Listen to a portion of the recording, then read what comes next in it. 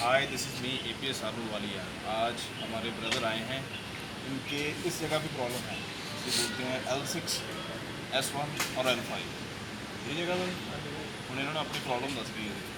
ਭਾਈ ਜਦੋਂ ਮੈਂ ਥੱਲੇ ਨੂੰ ਹੁੰਦਾ ਇੱਥੋਂ ਇੰਨਾ ਜਾਂਦਾ ਇੱਥੋਂ ਦਰਦ ਨਿਕਲਣੀ ਸ਼ੁਰੂ ਹੋ ਜਾਂਦੀ ਹੈ ਜਦੋਂ ਕੋਈ ਜ਼ੋਰ ਵਾਲਾ ਕੰਮ ਕਰਦਾ ਉਦੋਂ ਉੱਦਾਂ ਉਦਾਂ ਠੀਕ ਹੈ ਬਿਲਕੁਲ ਜਦੋਂ ਉੱਠਦਾ ਪੈਂਦਾ ਉਦੋਂ ਹੁੰਦੀ ਹੈ ਹੁਣ ਕੱਢੀਏ ਪਟਾਕੇ ਇਹਦੇ ਲੈ ਫੜੋ।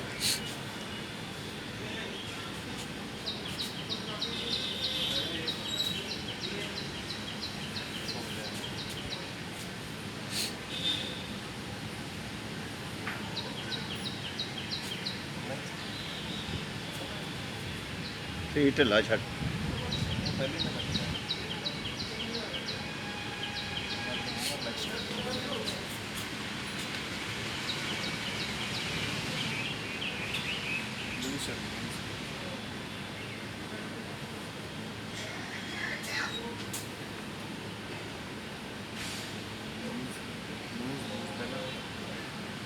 ਨਾ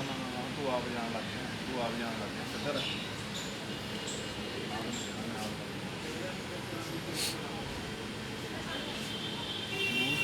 ਪਹਿਲੇ ਜਾਣਦੇ ਲੂਜ਼ ਟਾਈਟ ਕਰਦੇ ਨਾ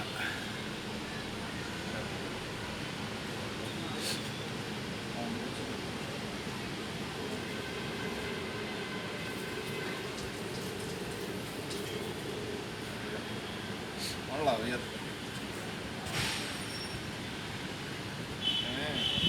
ਉਹਦਾ ਤਾਂ ਫਰਕ ਹੈਗਾ ਬਾਕੀ ਇਧਰੇ ਲੱਗ ਜਾਂਦੇ ਹੁਣ ਲੂਜ਼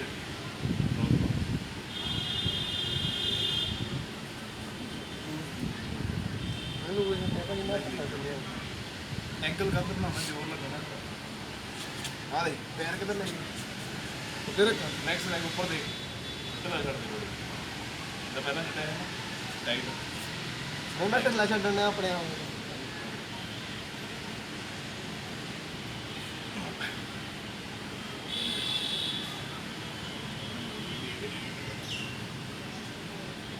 ਹੁਣ बस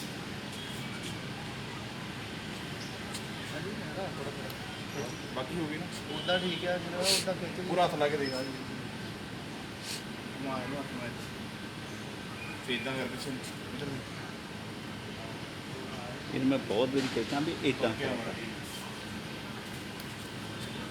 ਇਹਨੂੰ ਮੈਂ ਬਹੁਤ ਵਾਰੀ ਕਿਹਾ ਵੀ ਤੂੰ ਅੱਗੇ ਨੂੰ ਝੁੱਕ ਕੇ ਕੰਮ ਸਾਰਾ ਜਿਹੜਾ ਹੋ ਜਾਂਦਾ ਮੁੜ ਕੇ ਆ ਪਿੱਛੇ ਨੂੰ ਲੱਕ ਨਹੀਂ ਝੁਕਾਉਂਦੇ ਨਾ ਜਦੋਂ ਆਪਾਂ इधर झटका नहीं मारी ਹੁੰਦਾ ਇਹਨੂੰ ਐ ਕਰਨਾ ਹੈ ਉਸ ਤੋਂ ਬਾਅਦ ਹੱਥ ਐ ਕਰਨਾ ਚੱਲ ਹੁਣ ਤਾਂ ਠੀਕ ਹੈ ਓਕੇ ਚਲੋ ਕੰਮ ਹੈ ਜੇ ਲਾਈਕ ਕੀਤੀ ਹੈ ਸਬਸਕ੍ਰਾਈਬ ਕਰੋ ਚੈਨਲ ਤੇ ਠੋਕ ਇਹ ਬਾਈ ਮੁੰਡਾ ਇਹ ਖੇਤੀਬਾੜੀ ਵਾਲਾ ਬੰਦਾ ਚੌਕ ਚੌਕ ਪਾਈ ਜਾਂਦੀ ਹੁੰਦੀ ਕੱਢਦੇ ਹੁੰਦੇ ਕਿਆ ਇਹਦਾ ਬਾਪੂ ਆ ਘੁਮਾਵਾ ਜਨ ਮੈਨੂੰ ਆ ਦੇ ਕੁਲਦੀਪ ਸਿੰਘ ਚੱਲ ਚੱਕ ਦੇ ਥੈਂਕ